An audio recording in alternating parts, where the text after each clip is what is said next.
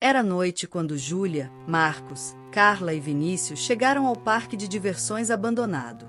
O lugar parecia uma pintura desbotada de uma infância esquecida. Estruturas enferrujadas, placas caindo aos pedaços e brinquedos que haviam parado no tempo.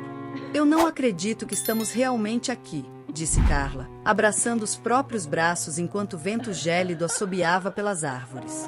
"Relaxa, é só um parque velho", respondeu Marcos, com um sorriso forçado. "Além disso, estamos aqui porque a lenda diz que é o trem fantasma mais assustador de todos os tempos. E também porque você não sabe dizer não a um desafio idiota", provocou Júlia, ajustando a lanterna em suas mãos. Eles caminharam pelas alamedas desertas, onde folhas secas e brinquedos esquecidos eram a única companhia. No centro do parque, encontraram a atração principal, o trem fantasma. A estrutura estava surpreendentemente intacta, como se o tempo tivesse ignorado aquele lugar. Um trilho enferrujado serpenteava pela entrada, enquanto carrinhos decorados com caveiras descansavam em silêncio. Bonecos animatrônicos, representando fantasmas e monstros, estavam posicionados ao longo do trilho, com suas expressões grotescas iluminadas pela luz da lanterna. "Isso é sinistro", murmurou Vinícius, dando um passo para trás. "É perfeito", respondeu Marcos, já caminhando em direção aos carrinhos. "Vamos lá. Quem vai primeiro?" Júlia e Carla hesitaram, mas Vinícius balançou a cabeça. "Eu fico aqui fora." "Covarde", provocou Carla. Entre provocações e brincadeiras nervosas, todos acabaram entrando no trem. O carrinho começou a se mover sozinho, rangendo e estremecendo no trilho. As luzes da entrada do parque desapareceram enquanto o grupo era engolido pela escuridão do túnel. O carrinho avançava lentamente pelo trilho, rangendo a cada curva. O túnel estava escuro, exceto por luzes intermitentes que iluminavam cenas ao longo do caminho. Os bonecos animatrônicos eram grotescos, fantasmas com olhos esbugalhados, monstros de dentes afiados e figuras humanas deformadas que pareciam estar gritando. Bem típico de trem fantasma. "Nada demais", disse Marcos, tentando soar confiante. "Fala isso para aqueles olhos que estão seguindo a gente", murmurou Carla, apontando para um boneco vestido de coveiro.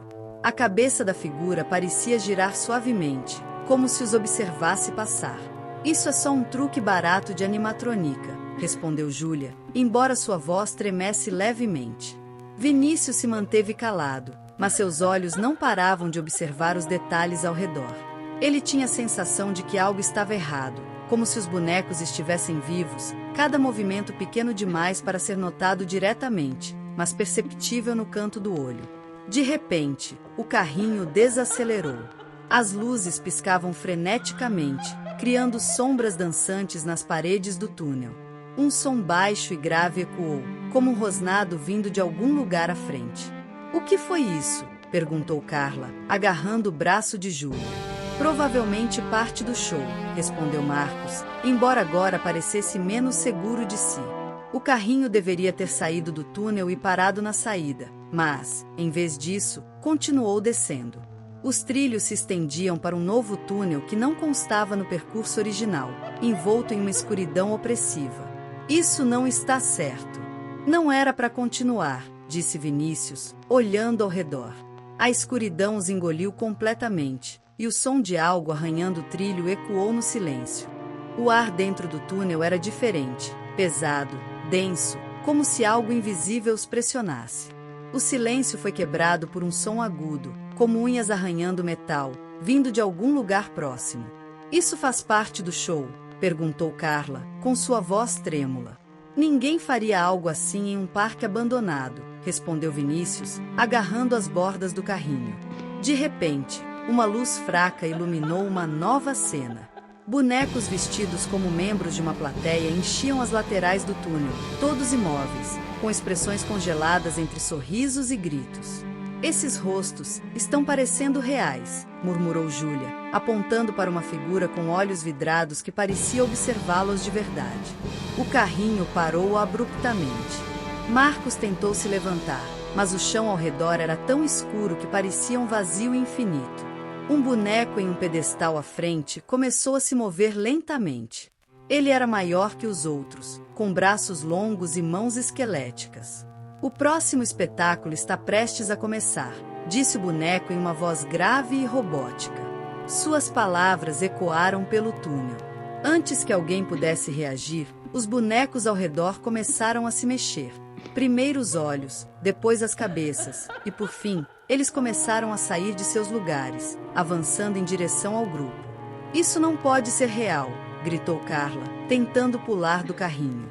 Quando Vinícius tentou ajudá-la, um dos bonecos segurou seu braço com força.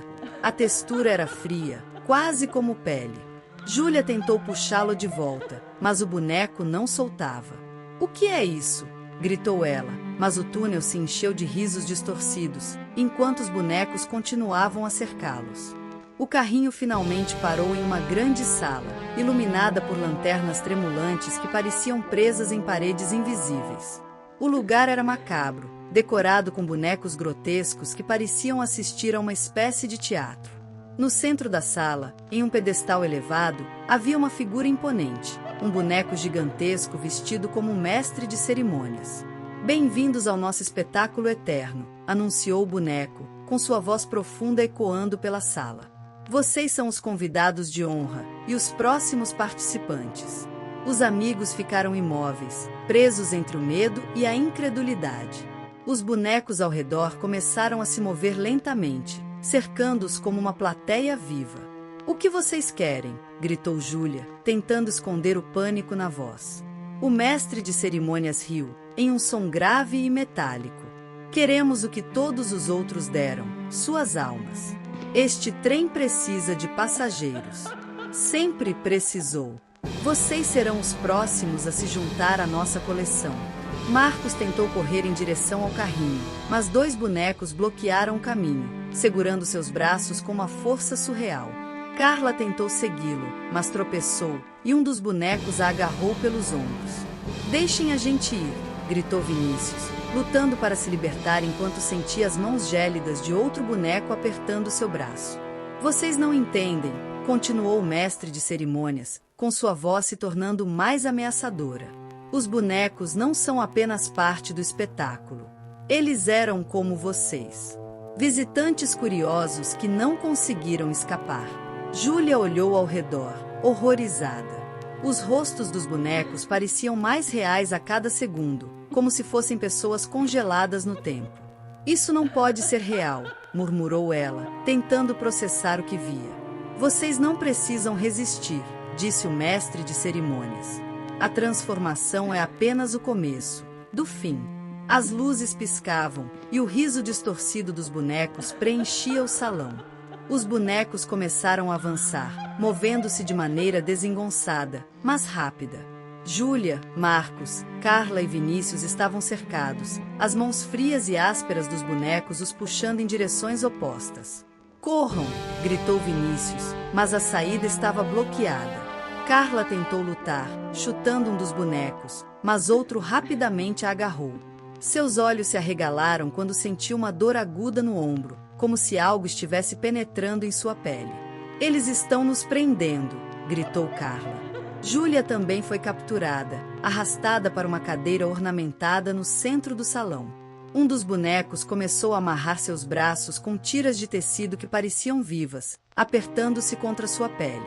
Ela tentou gritar, mas um pano sujo foi colocado sobre sua boca. Marcos tentava desesperadamente escapar, mas a força dos bonecos era surreal. "Me soltem! Não vou! Não vou virar um de vocês!" ele gritou, enquanto era empurrado para outra cadeira. Vinícius, do outro lado da sala, observava em desespero. Ele tentou correr até Júlia, mas um campo invisível o deteve. Ele caiu no chão, batendo com força, enquanto os bonecos o ignoravam, focados nos outros três. "Por favor, parem", implorou Vinícius, mas o mestre de cerimônias apenas inclinou a cabeça, como se estivesse observando com diversão. "É inútil, garoto. Eles já são nossos." Júlia tentou gritar novamente quando sentiu seu corpo começar a entorpecer. Sua pele parecia endurecer, suas mãos congeladas em uma posição rígida.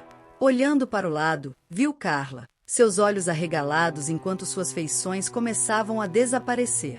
Júlia, não! Gritou Vinícius, mas ele não conseguiu se mover. Ele assistiu impotente enquanto Marcos e Carla também se transformavam, seus corpos endurecendo, suas expressões humanas sendo apagadas.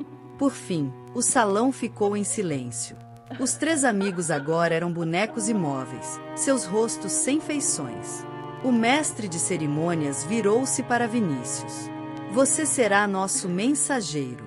Vá, e conte ao mundo o que viu. Traga-nos novos passageiros. Com um gesto, Vinícius foi lançado para fora do trem, caindo na escuridão. Vinícius acorda em um parque deserto, perto de um trem fantasma deteriorado. Ele chama seus amigos, mas não recebe resposta. Ao se aproximar do trem, um carrinho se move sozinho, revelando os corpos de Júlia, Marcos e Carla, transformados em bonecos grotescos. Eles o encaram com olhos vazios, e uma voz distorcida sussurra: "Por que você nos deixou?"